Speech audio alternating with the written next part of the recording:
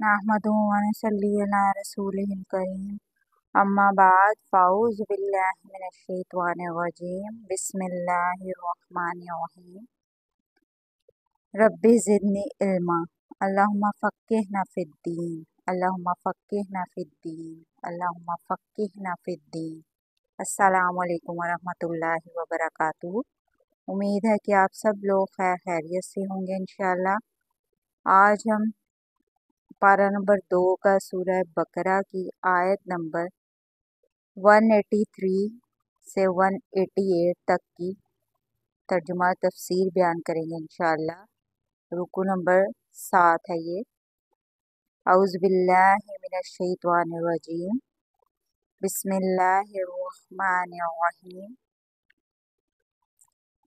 या अय्युहल्लज़ीना आमनू, ऐ वो लोगो जो ईमान लाए, कुतिबा अलैकुमुस्सियाम, फर्ज कर दिए गए हैं तुम पर रोज़े, कमा कुतिबा अलल्लज़ीना, जैसा कि फर्ज किए गए थे ऊपर उन लोगों के, मिन क़ब्लिकुम, जो तुमसे पहले थे, लअल्लकुम तत्तकून, ताकि तुम परहेजगार बनो।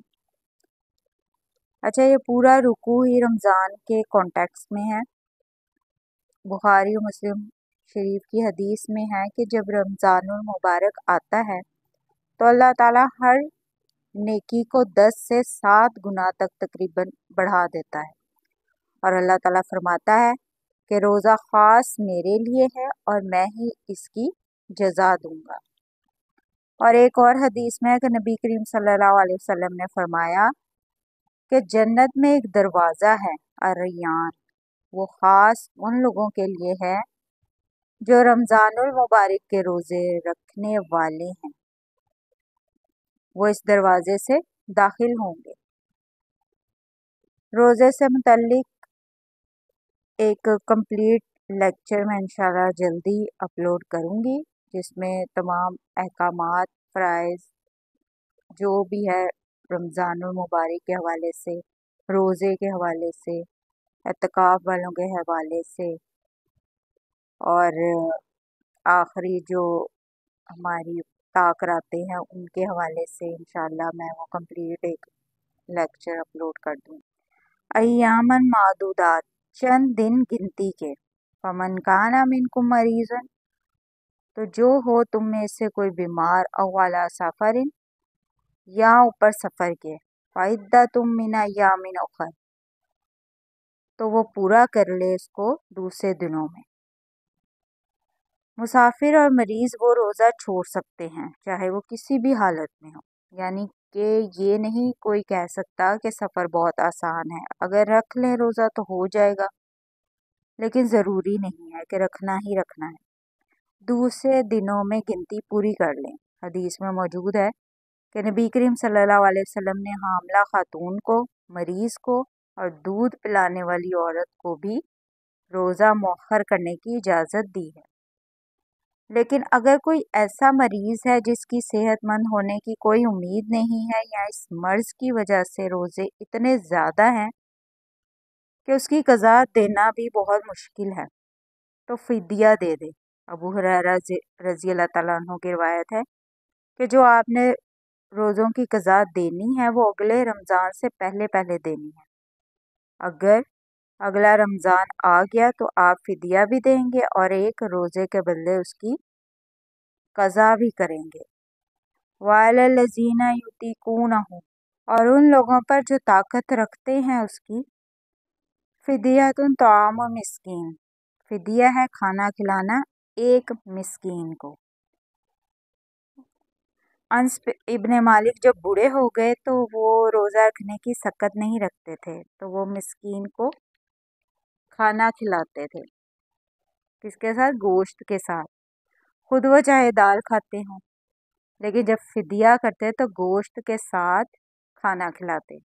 अच्छा, ये आजकल हमारे लोगों में है कि फ़िदिया के तौर पर 2 टाइम का खाना खिलाना लाजमी है, लेकिन ऐसा नहीं है। कुरान और हदीस की रोशनी में हर जगह खाना खिलाने का कहा गया है। बाकी अगर आप अपनी खुशी से कर रही हैं तो वो कोई हर्ज नहीं, लेकिन इस बात को फ़र्ज़ नहीं करना कि 2 टाइम का फ़िदिया देना है। और अगर کوئی کھانا نہ کھلا سکے اور اس کا فدیہ دے دے۔ شوگر کے یا جو بوڑھے لوگ ہیں 80+ ان کے لیے روزہ رکھنا مشکل ہوتا ہے تو وہ 1 مہینے کا اکٹھا بھی فدیہ دے سکتے ہیں۔ فمن تطوع خیرا فہو خیر لہ، پھر جو کوئی کرے اپنی مرضی سے یا زیادہ نیکی تو یہ زیادہ اچھا ہے اس کے حق میں۔ یہ پہلے ہی ابھی بیان کر چکی ہوں میں۔ وَأَن تَصُومُوا خَيْرٌ لَكُمْ إِن كُنتُمْ تَعْلَمُونَ، اور اگر روزہ رکھو تم تو یہ بہت بہتر ہے تمہارے حق میں اگر تم جانتے ہو۔ تو اگر ویسے تو یہ سب ضروری ہے کہ اگر نہیں رکھ سکتے تو پھر اگر بہت ہی کوئی مشکل وقت ہے، بیمار ہیں، کچھ بھی ہے، اگر بہت زیادہ نہیں ہے لیکن ضروری یہ ہے کہ آپ روزہ رکھ لو۔ اگر فرض کے طور پر اگر نہیں کر سکتے کہ سفر کی وجہ سے یا بیماری کی وجہ سے یا لمبی بیماری ہونے کی وجہ سے یا بڑھاپے کی وجہ سے یا کچھ بھی اور ایسا مسئلہ ہے تو پھر آپ کے لیے یہ فدیے کا دینا بہت ضروری ہے۔ کھانا کھلانا مسکین کو وہ بہت ضروری ہے، لیکن یہ ساتھ یہ بھی کہا گیا ہے کہ یہ بہتر ہے تمہارے لیے اگر تم روزہ رکھو تو، اور یہ تمہارے حق میں بھی بہتر ہے، اور یہ تم اگر جانتے ہو تو یہ تم ضرور کرو گے۔ شہر رمضان الذی انزل فیہ القرآن، رمضان کا مہینہ ہے وہ نازل کیا گیا ہے جس میں قرآن، ھدی للناس وبینات من الہدی، جو ہدایت ہے لوگوں کے لیے اور جس میں روشن نشانیاں ہیں ہدایت کی، والفرقان، اور جو حق و باطل کو الگ کرنے والا ہے یا تمیز کرنے والا ہے اس میں۔ اللہ تعالیٰ نے قرآن کی وجہ سے رمضان کو بھی اہمیت دی ہے، کیونکہ اللہ فرما رہا ہے کہ رمضان کا مہینہ تو وہ مہینہ ہے جس میں قرآن نازل ہوا، اور قرآن پوری انسانیت کے لیے ہدایت ہے، کسی ایک طبقے کے لیے نہیں ہے، اور ہدایت کے روشن دلائل ہیں، اتنے روشن دلائل ہیں کہ ہر انسان یعنی خواہ وہ کسی بھی طبقے سے ہو، ان پڑھ ہو، جاہل ہو، پڑھا لکھا ہو، گوار ہو، یا کوئی بھی طبقہ ہو، سب کو ہی سمجھ میں آ جائے گا، اور یہ حق و باطل میں تمیز کرنے والی ہے۔ فَمَن شَهِدَ مِنْکُمُ الشَّهْرَ فَلْیَصُمْهُ، تو جو کوئی موجود ہو تم میں سے اس مہینے میں تو لازم ہے اس پر کہ وہ روزے رکھے۔ جس کی زندگی میں جب جب بھی یہ مہینہ آئے گا اس نے روزے رکھنے ہوں گے، اور جو کوئی شخص ہو سفر میں یا مریض ہو تو اس کو اجازت ہے کہ وہ اپنا روزہ مؤخر کرے۔ وَمَنْ كَانَ مَرِيضًا أَوْ عَلَىٰ سَفَرٍ فَعِدَّةٌ مِّنْ أَيَّامٍ أُخَرَ، تو جو کوئی موجود ہوگا اس مہینے میں تو وہ لازم ہے کہ روزہ رکھے، اور جو ہو بیمار یا سفر میں تو شمار پورا کر لے دوسرے دنوں میں۔ تو جو کوئی سفر میں یا مریض ہو تو اس کو اجازت ہے کہ وہ اپنا روزہ مؤخر کر سکتا ہے، اور اللہ نے تمہارے لیے آسانی رکھی ہے۔ اگر کوئی شخص روزہ رکھ لے اور بعد میں اسے پتہ چلے کہ وہ روزہ مکمل نہیں کر سکتا تو وہ اس کو توڑ لے اور بعد میں اس کی قضا کر لے یا فدیہ دے دے، اس کا کفارہ نہیں ہوگا، لیکن اگر تو جان بوجھ کر توڑے گا تو اس کا کفارہ لازمی ادا کرنا ہوگا، یعنی کہ 60 روزے مسلسل یا پھر 60 مسکینوں کو کھانا کھلانا، یا اگر روزے کے دوران میاں بیوی آپس میں ازدواجی تعلق قائم کرتے ہیں تو بھی دونوں کا روزہ ٹوٹ جائے گا اور کفارہ یہی ادا کرنا ہوگا۔ آج کے دور میں اگر کوئی شخص بہت غریب ہے تو وہ اپنی استطاعت کے مطابق صدقہ خیرات کرے گا، تو یہ ہوگا کفارہ۔ قضا الگ چیز ہے اور کفارہ الگ۔ اگر کوئی بیماری کی وجہ سے یا سفر کی تھکان کی وجہ سے روزہ توڑ دے تو اس پر کوئی گناہ نہیں ہے، نہ ہی کوئی کفارہ ہے، صرف قضا ہے ایک روزے کی۔ بار بار یہ گنتی پوری کرنے کا اس پہ زور دیا گیا ہے کہ اس کی گنتی پوری کرنی ہے. ہر چیز گنتی میں شمار ہوتی ہے. نماز کی گنتی پوری کرنی ہے، روزے کی گنتی پوری کرنی ہے. جب یہ گنتی پوری ہو روزوں کی، پھر تم نے اللہ کی تکبیر بلند کرنی ہے. ٹھیک ہے، یہاں پر یہ آگے آیت میں آ رہا ہے یرید اللہ بکم الیسر ولا یرید بکم العسر. چاہتا ہے اللہ تمہارے حق میں آسانی اور نہیں چاہتا تمہارے حق میں سختی. اللہ تعالیٰ نے کتنی آسانیاں پیدا فرما دی ہیں ہمارے لیے روزے رکھنے میں بھی.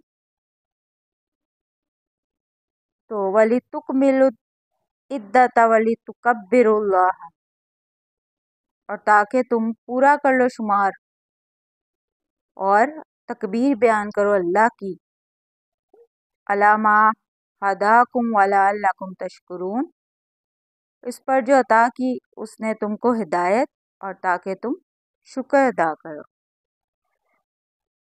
تو یہ گنتی پوری کرو روزوں کی بھی، پھر تم اللہ کی تکبیر بلند کرنی ہے تم نے، پھر تم نے کیا کرنا ہے، اللہ کا شکر بھی ادا کرنا ہے. آپ دیکھ لیں کہ جیسے ہی یہ گنتی پوری ہوتی ہے ہم یہ دونوں کام کرتے ہیں.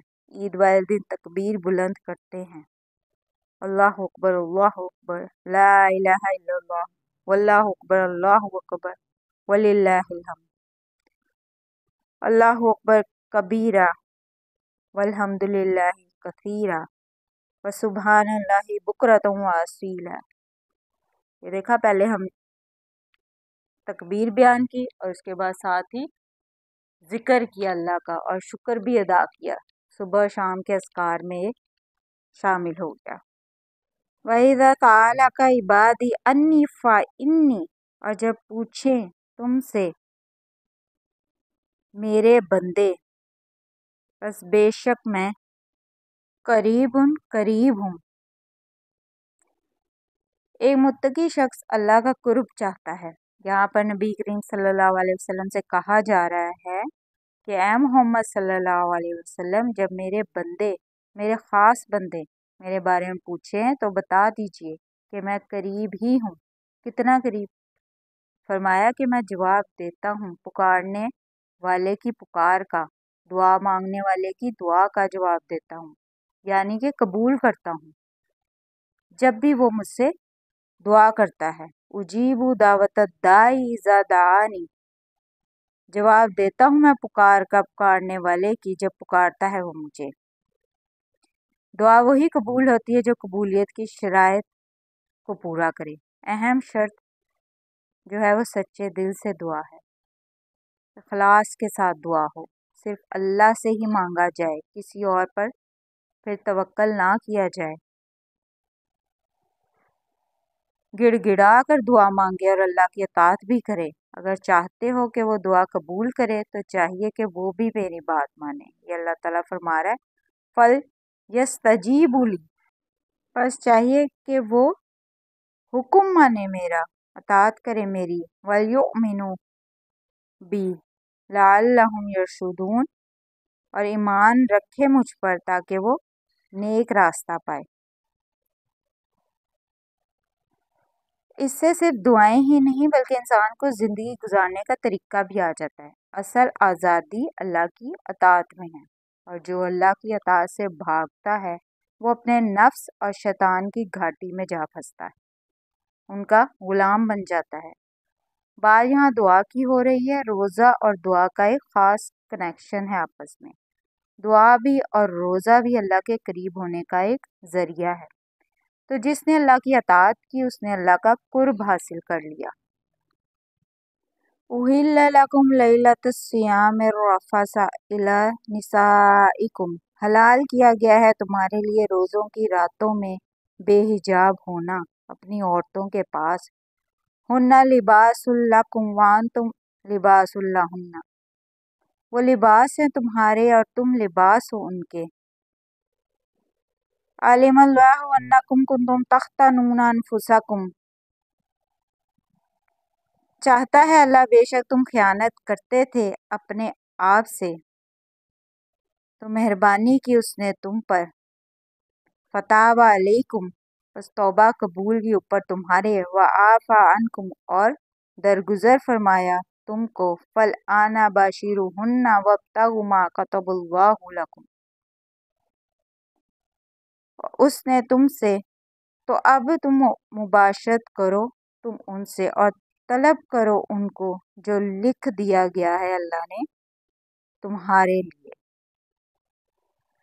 रोज़ा तो दिन में होता है। सहाबा कराम ये समझते थे कि इस पूरे महीने में हमें अपनी बीवियों से अलग होना है। जब पेट की कुर्बानी दी जा रही है, नींद की कुर्बानी दी जा रही है और बहुत सी दूसरी चीज़ों को अपने आप से रोकना है, तो वो समझते थे कि ये भी एक कुर्बानी है। जाहिर है रोज़े की हालत में तो इससे रोज़ा टूट जाएगा, लेकिन रात के वक्त तो नहीं होता ना। और कुछ सहाबा इज़दवाजी ताल्लुक रात को कायम करके अंदर ही अंदर उसको ख़यानत समझ रहे होते थे, मतलब गिल्टी फील करते थे कि ये कहीं हम गलत तो नहीं कर रहे। तो यहाँ अल्लाह ने बहुत बड़ी आसानी कर दी कि रात के वक्त इस ताल्लुक की इजाज़त दे दी उनको। वकुलू वशरबू हत्ता यतबय्यना लकुमुल खैतुल अबयज़ु मिनल खैति अस्वदी मिनल फज्र, और खाओ और पियो यहाँ तक कि अलग नजर आने लगे तुमको सुबह की सफेद धारी रात की स्याह धारी से फजर को। सुबह के वक्त पो फूटती है ना, जब मशरिक की तरफ देखें फजर के वक्त एक हल्की सी ट्विलाइट नज़र आना शुरू होती है, सफ़ेदी जो फैली होगी और वो ऐसी होगी कि आपको जो रात का स्याह डोरा है और सुबह का स्याह सफ़ेद डोरा है वो अलहदा से दोनों लाइंस नज़र आ रही होंगी। जितना सुबह सादिक से लेकर सूरज निकलने तक जो टाइम होता है ना, आहिस्ता आहिस्ता रोशनी बनने में, इतना ही टाइम गरूब से लेकर इशा तक होता है। तो जब तक ये मुमताज़ ना हो जाए सहरी करते रहो। सुम्मा अतिमुस्सियामा इलल लैली, फिर तुम पूरा करो रोज़ा रात तक। इसके बाद रात होने तक अपने रोज़े को मुकम्मल करो।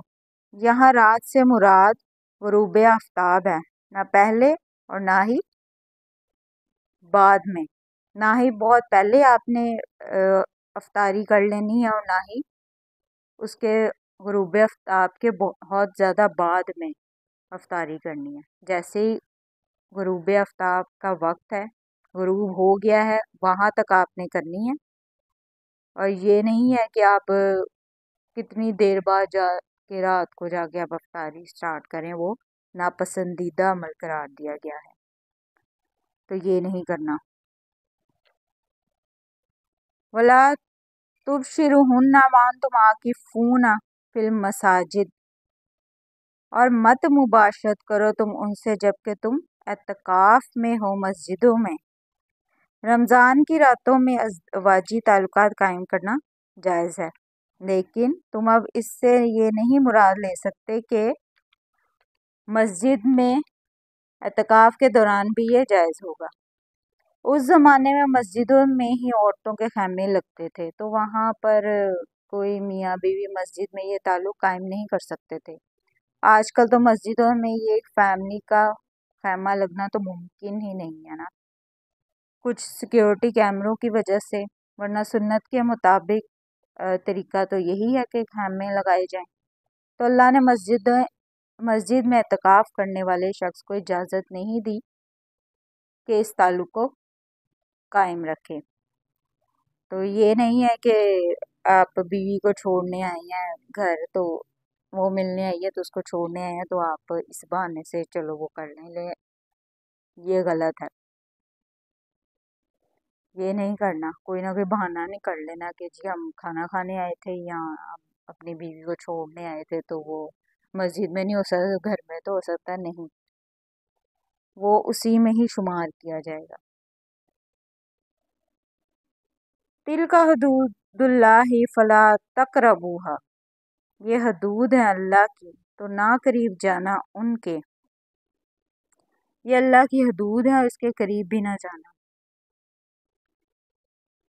ٹھیک ہے. کذالک یبین اللہ آیاتہ، اسی طرح کھول کر بیان فرماتا ہے اللہ اپنی آیتیں. اللہ نے آیتیں کتنی کھول کھول کر بیان کی ہیں. جتنے بھی مسائل قرآن میں آئے ہیں، احکامات آئے ہیں، ان کو بھی واضح کر دیا ہے کہ سب عام آدمی بھی اس کو سمجھ سکتا ہے. للناس لعلہم یتقون، لوگوں کے لیے سب کچھ کھول کر بیان کر دیا ہے تاکہ وہ پرہیزگاری اختیار کریں. وَلَا تَأْكُلُوا أَمْوَالَكُمْ بَيْنَكُمْ بِالْبَاطِلِ، اور نہ کھاؤ ایک دوسرے کے اموال کو آپس میں.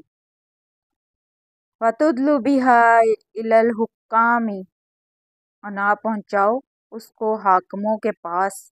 لِتَأْكُلُوا فَرِيقًا مِّنْ أَمْوَالِ النَّاسِ، تاکہ کھا جاؤ کچھ حصہ لوگوں کے مال کا ناجائز طور پر. بالاسم، یہ گناہ ہے. وَأَنْتُمْ تَعْلَمُونَ، حالانکہ تم جانتے ہو. حکمرانوں کے ذریعے کسی کی زمین یا مال کو ہتھیانا نہیں ہے. اس کے بارے میں آ رہا ہے کہ اس رشوت کو ذریعہ نہ بناؤ کہ حکمرانوں کو کھلا کر عام لوگوں پر ظلم کرو. یہ نہیں کرنا. بخاری مسلم دونوں میں حدیث ہے کہ جس نے ایک بالش زمین بھی کسی کی دبائی تو 7 زمینوں کا طوق اس کے گلے میں ڈالا جائے گا قیامت والے دن. اللہ اکبر. استغفر اللہ استغفر اللہ استغفر اللہ. ربنا آتنا فی الدنیا حسنۃ وفی الآخرۃ حسنۃ وقنا عذاب النار. ربنا آتنا فی الدنیا حسنۃ وفی الآخرۃ حسنۃ وقنا عذاب النار. الحمد للہ رب العالمین برحمتک یا ارحم الراحمین. السلام علیکم ورحمۃ اللہ وبرکاتہ.